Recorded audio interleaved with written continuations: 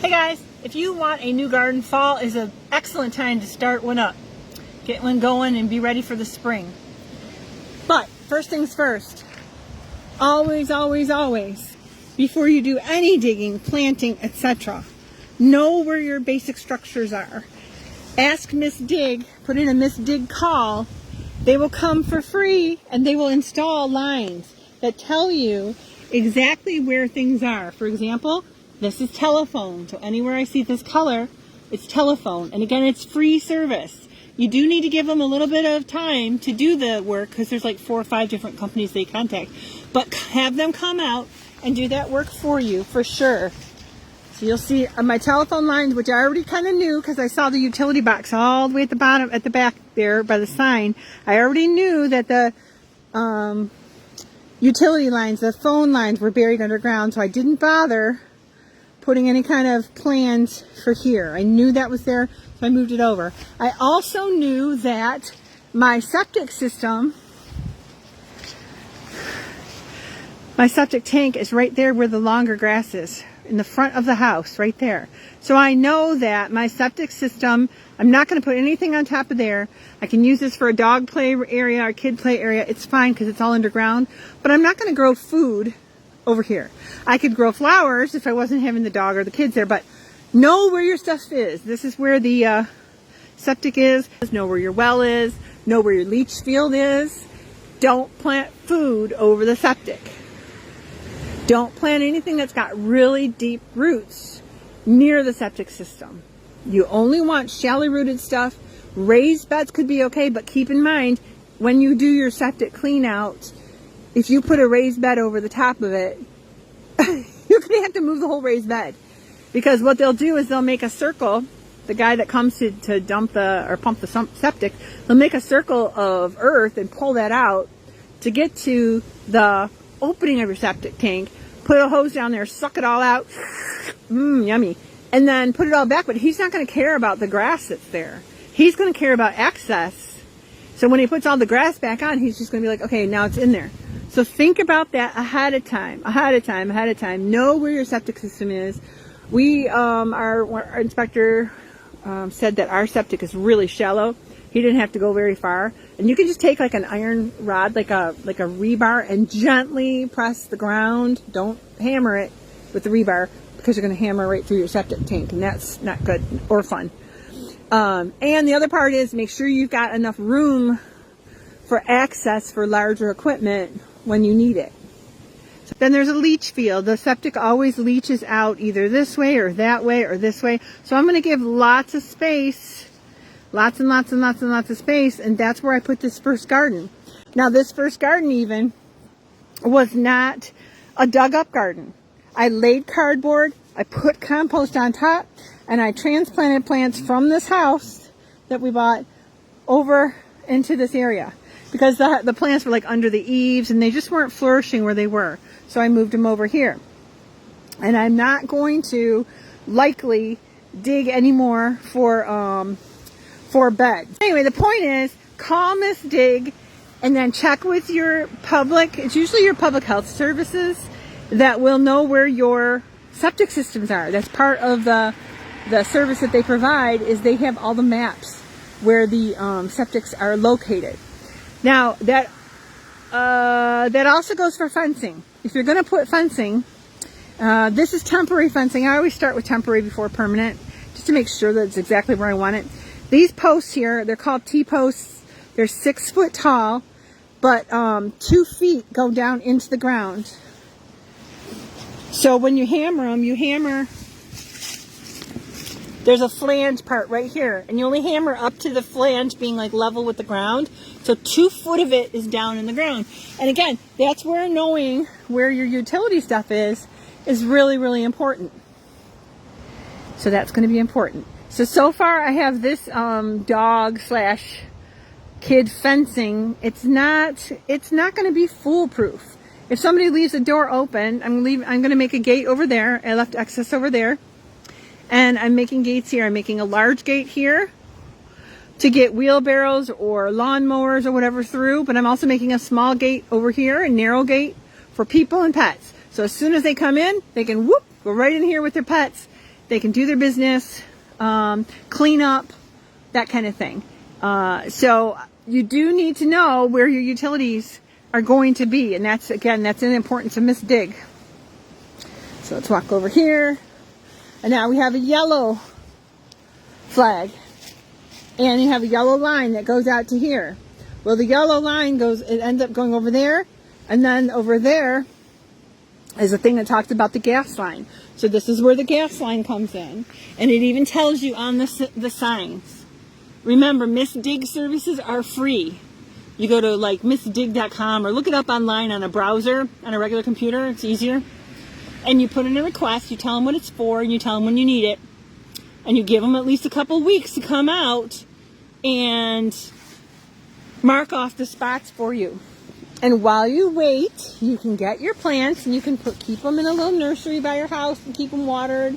You can get your plans together, but just know that you might have to modify plans depending on where your little flags are going. Here you go. Here's examples of utilities that were flagged. It's right there, that white one. That's my gas meter. Flag, flag, flag. So I know my gas meter comes way out here. And let's see how close it is to these posts.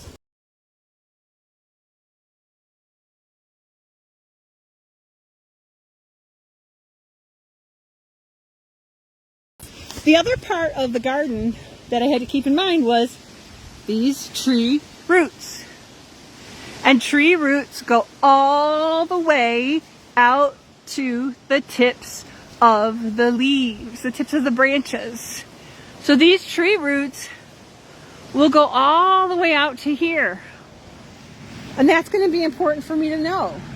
I don't want to hurt the tree, yet I want my garden to get enough water. So this is south. This is where the sun is most active in the wintertime. But as it gets warmer next spring, the sun's going to be going overhead. In the meantime, I know that my house shadow goes all the way out to a certain spot in the winter. But in summer, all of this is sunny. Nice, bright, hot, sunny. It actually goes about, well, when the sun's directly overhead, June 21st, it will not be, there will be no shade anywhere there.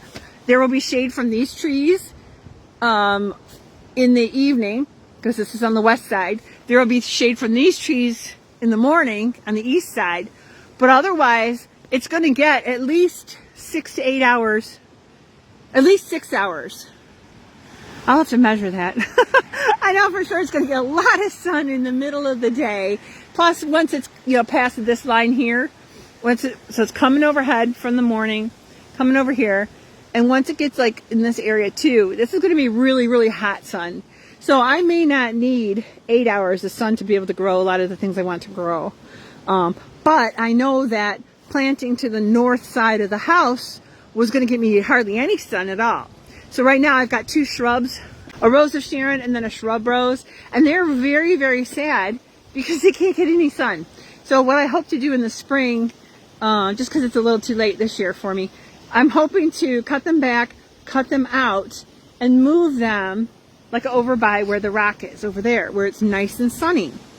So I'm going to move those over to there in the spring. But I needed to know, again, from the utility company, where the utilities would be.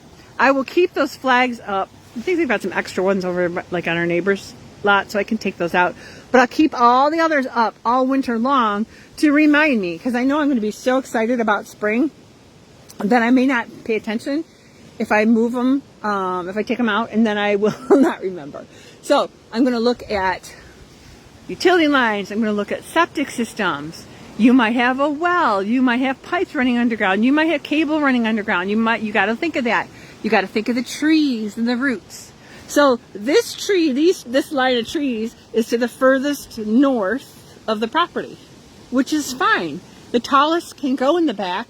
That gives us plenty of sun up here. But I don't want that tree to die and be stressed out by mucking with its branches. And then the other part is if you're on a busy road, this is a busy road here. This is Port Austin Road. and that way is Port Austin, and that way is Caseville. So it's pretty busy. You're also going to have to think about, you know, how far from the road are you going to want to start anything? Because we live on a busy road down in Macomb. I know that when those snowplows come through, or even when like the gravel trucks or whatever come through, they spray. I mean, the spray can come way out, probably to this line of trees. And that's got to be, what, 15 feet maybe? So I did not even plan to plant anything this way that could get damaged by salt, rocks, traffic, exhaust, that kind of thing. The other part is, you know, I don't necessarily want, like, this is like a ditch area. I want this to remain clear so it can have water that drains off in the spring. And, you know, I haven't been through a spring yet, so I'm not positive how much water is actually going to collect in here, but I want it to collect in here. For this part, not doing the busy road part, is that, you know, I don't want to be working on this side of the road. Because when people drive, whatever they're looking at is what they steer toward. But people are always curious, hey, what's going on? They're going to want to see. I don't need to be getting hit in the road doing gardening. When you're going to start a garden, you do not want to plant under the house eaves, because it won't get sunshine and it won't get rain. And you're going to have to water it all the time. So keep your plants away from the side of the house. Go at least 3 or 4 feet out. And then you're cleared from the eaves, and you'll have a pathway to maintain those plants away from the house. So that's this example here. I had rescued some plants that were there. And also look for your dryer vents. That's going to affect your plants with hot temperatures. If your utility people have to get back there, they're going to be really annoyed if they have to go around your, like into plants and shrubs. So like if you're going to do, let's say you're going to do a utility shielding, like a privacy thing, you got to think about it as a utility person. When you come up here and you need to check on the meters, how hard is it going to be? Or how hard will it be for a technician to take care of your air conditioner? And your air conditioner is constantly sucking in air, and I think it's sucking in air to get conditioned to throw through the house. So you don't want to plant all around it really close, or you want to be cognizant of and aware of how wide the plant will eventually be at maturity. So if you ended up putting arborvitaes, which I don't recommend in deer country, they love arborvitaes. Get some Blue Point junipers. So let's pretend you listen to me and you got Blue Point junipers. You need to know that a Blue Point juniper, it's going to be at least as big around as this unit. So when you plant a small, you got a little Blue Point juniper, maybe it's a foot tall, you don't want to plant it right up against it like this and go, oh, there's room around there. No. Take the center of where that Blue Point juniper is, measure out 1 and then 2. So you're going to measure the whole diameter of what the plant should be, and then you're going to come out that whole diameter, and that would be your center point, because that will give it room to grow without impeding on your air conditioner. So that's another thing to be aware of. And also, if your pathway is neat and tidy, no one's going to mess with you. No one's going to be upset. The utility companies are not going to give you a little notice that says, hey, we can't reach your utility stuff. You need to read it yourself. And the other danger you're going to face if you try to plant along the house is you may end up hitting lines, pipes, etc. You don't want to do that. Again, come out. So let's say someone says, Tam, I want a garden on the side of my house here. Can you come and design one for me? I'm going to start, Tam is the lazy northern gardener. I'm going to start at the edge of this air conditioner, and I'm going to go out, probably from the air conditioner. I'll probably go out at least, probably about 2 feet. So I'm going to start a line. This would be the very edge of whatever garden I started. It'll be right up in here. And then it can come over some more. And in here, I would put landscape fabric, rocks, etc. So let's give you another example of under the eaves here. See, and you notice too that in this house, well, all along this in the thumb, because I'm at the tip of the thumb, everything is sand, and the plants don't like sand. Most of these plants that are planted don't like sand very well. They're not thriving. Those daylilies are not their happy selves. Yes, it's fall, but they're not going to grow into their happy selves, and you're not going to be pleased with them. They're not going to perform as well for you. So again, you're going to bring it out from under the eaves, keeping aware of where the edge of the plants would end up being. Come out a little bit past the edge of where the plants would be, because sometimes there's a lot of leaves, and sometimes the gutters will get clogged, and the water, especially if it's flowing really fast, will overflow onto your plants and crush them, okay?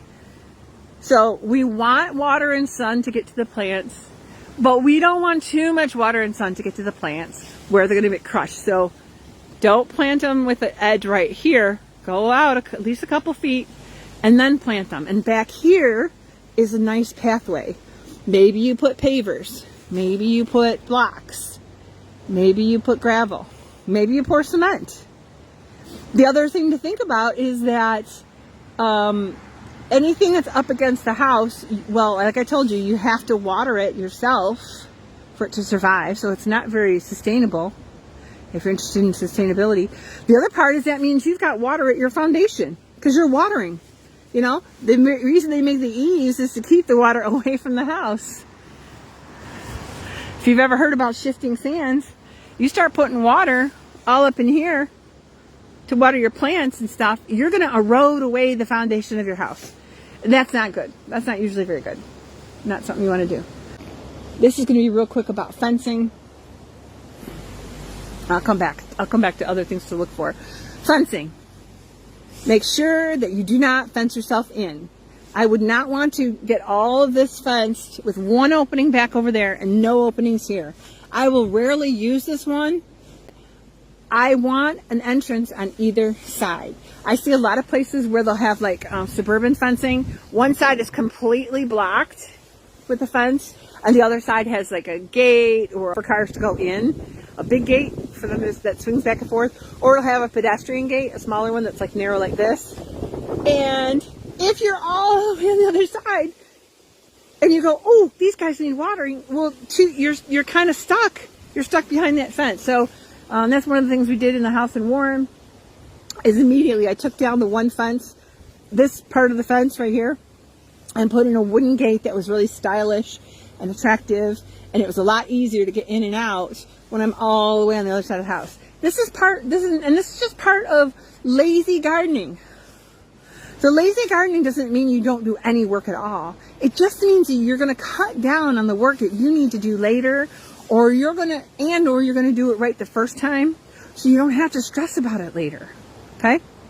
If you were growing stuff and you wanted fencing to protect your crops from, I don't know, the random deer that could come in or whatever, keep in mind, if you end up tilling, or you bring wheelbarrows in, or you bring in your four-wheeler full of compost or whatever, you're going to need enough room. Or when you just bring your lawnmower in, think about the standard width of your lawnmower, measured if you need to, and keep that those access posts of the right size, space enough so that you can get in and do the job you need to and get back out without it being an issue. Okay? So those are things to think about. Also think about, obviously, the soil type you've got. We've got sand. There's some grass growing over here, but that's likely from the leach field. I'm kind of guessing the leach field kind of goes this way a little bit more, and then it kind of goes downhill. Plus, this area gets a lot of sunshine. That's why I thought it'd be good for the dogs to play, kids to play, and things like that, because we can't do much else with it as it is. But also, think about, if you start seeing moss in the grass, you might go, oh, wow, great, I don't have to mow. Well, yeah, you don't have to mow, but it's going to be really hard to fight against Mother Nature and try and grow stuff, with all the moss around. Is it going to be worth it to you? Maybe, maybe not.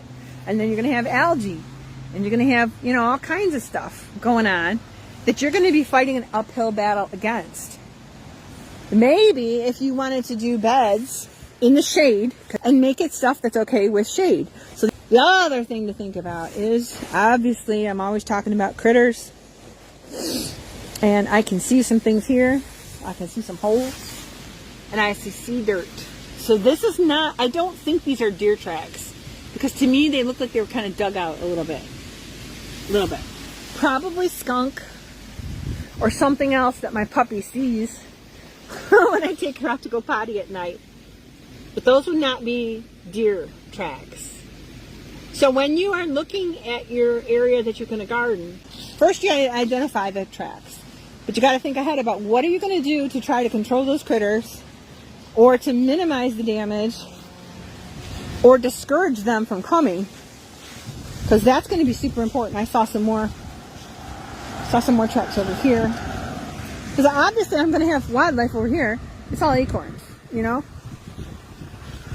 I kind of like the fencing, one, so I can throw the ball and my puppy can run without running into the street, right? But I also like that she's a little protected. I never leave her alone, but she's a little protected from like a coyote or, I don't know, a wolf. I don't know if we have wolves up here, but she's kind of protected. It's going to be a little harder. They're going to have to jump over the fence if they really want her. Or an eagle. I mean, an eagle could swoop down and get her, but I'm right there. She's attached to a leash, so it's more like eagle fishing. But I did see, yeah, there's a hole right there. And I did see some other holes around. And I know it's not from the puppy. That's the other part. I will be able to garden out here. Puppy is right there. She's not going to be digging my garden. She may try to dig holes under the fence. I'm going to try to nip that in the bud if I can. But I want to protect my garden from wild critters and domestic critters. Look at that. Look at that. That's digging. That's probably a skunk is what I'm thinking. Because that's what will give you a lot of holes in here. And I don't see tunnels. I know we have chipmunks. I've seen them in the back, but I haven't seen tunnels. I think we have squirrels too. But usually a squirrel, once they dig, they're going to put the dirt back. And they're going to try to bury the nut or whatever it is that they're burying. There's a hole over here. Not a hole. It's dug in the ground. That's a piece of clay. It's dug in the ground, but it's not covered up again. So I don't think it's a squirrel. I don't think it's a chipmunk, because they usually are making tunnels, but it might be. So you have to think about what kind of critters you're going to have, and if you don't know, take a lot of pictures and post a couple at least on garden groups and say, hey, do you know what this is? You also can use Google Images, and I could post on how to use that. I could do like a step-by-step so you can see how to do that. But you want to know what you're going to deal with, right? And whenever you get a new place, you want to know what's going on. This has been Tammy Lowe, the Lazy Northern Gardener. I help busy people like you grow beautiful food gardens for humans and for pollinators.